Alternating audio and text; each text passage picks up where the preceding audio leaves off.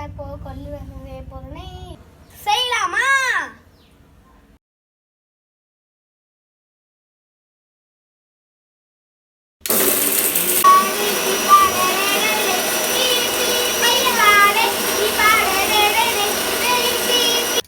கடாயில இப்போ கொஞ்சம் எண்ணெய் ஊத்தலாம்.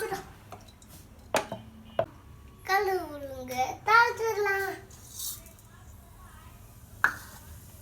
மூணு பூண்டு போடலாம். கொஞ்சோண்டு கருவேப்பிலை போடலாம். கொஞ்சோண்டு பெருங்காயம் பொடி போடுங்க. இப்போ நம்ம அரைச்சி வச்ச பேஸ்ட்டை போடலாம். ஒரு கட் பண்ணி வச்ச தக்காளியை ஃபுல்லா உள்ள போட்டுடலாம். தம்பி கொள்ளு பருப்பு செஞ்சாலே அதை இப்போ தண்ணி ஊத்தி ரசத்துல ஊத்திடலாம். இந்த கொள்ளு ரசம் சளி, இருமல், வீசிங் அதுக்கெல்லாம் ரொம்ப நல்லது. ஆமா, ரொம்ப நல்லது.